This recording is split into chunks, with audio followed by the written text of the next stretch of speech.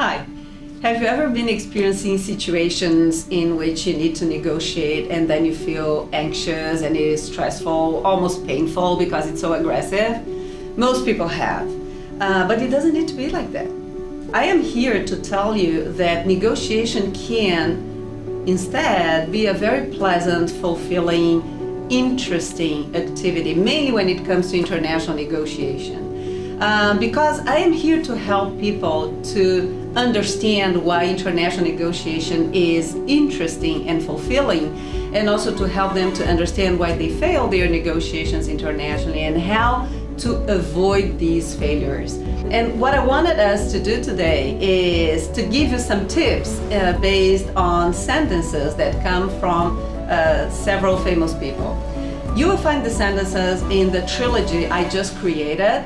I am writing 3 books about international negotiation. The first one, Sustainable Negotiation, What Physics Can Teach Us About International Negotiation, was released in 2017. And it is grounded on physics and on science because physics and culture are exactly the same thing. And in this book, what I say is that you need to think about building relationships that will last. We might talk about globalization, but you need to understand that despite globalization and because of globalization, the markets are shrinking because big corporations are acquiring small corporations.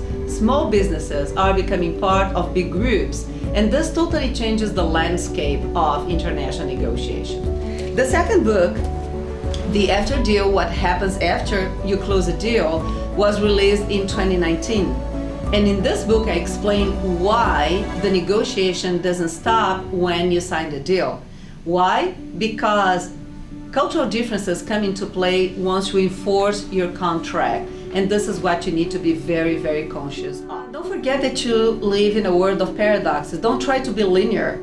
Because if you think that the world is made of, it is either black or white, it is either yes or no, you will be very surprised when you'll be working with cultures where yes and no are both part of a valid answer, and that the world is made of both black and white at the same time.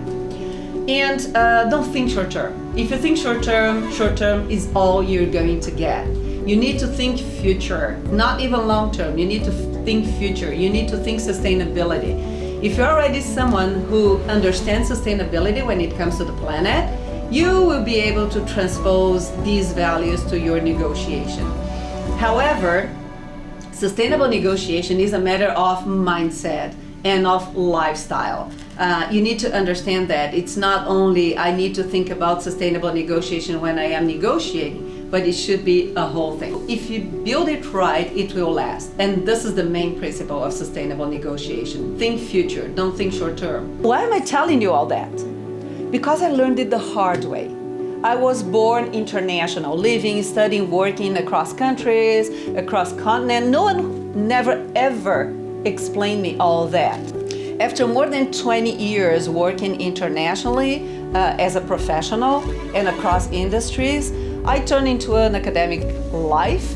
And today I empower people, mainly companies from Fortune 500, through my teaching, through my research, and through my consultancy.